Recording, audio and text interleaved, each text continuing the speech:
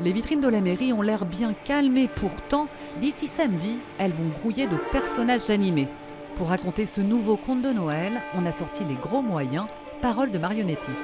Cette expo-là, c'est quand même assez exceptionnel. Il y a 100 personnages animés, du fil de nylon, je dois en utiliser quelque chose comme 8 à 10 km.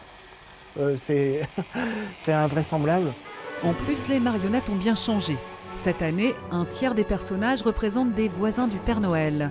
Des humains plus délicats à animer. On essaye d'avoir un mouvement qui se rapproche de la réalité. C'est moins évident avec les oursons ou alors les petits rennes qu'on a comme ça, où là on peut se permettre des petites fantaisies de mouvements. Mais là, c'est un petit peu plus précis. Chaque fil a son importance. Il en faut des marionnettes pour aider le Père Noël. Il s'est cassé la jambe et en plus, il recherche un 9e reine. Une histoire de saison. Alors le climat qu'on a voulu donner cette année, c'est une ville balte, une ville des pays nordiques, un peu imaginaire, mais pour vraiment donner une ambiance de Noël. Et donc toute la difficulté de cette exposition, c'est aussi la mise en ambiance avec des objets anciens qui permettent de donner une chaleur supplémentaire et une finition, disons, un peu à l'ancienne, qui plaît beaucoup à notre public. Des décors, des costumes, des marionnettes entièrement réalisées par les menuisiers, ferronniers et couturières de la ville du Havre.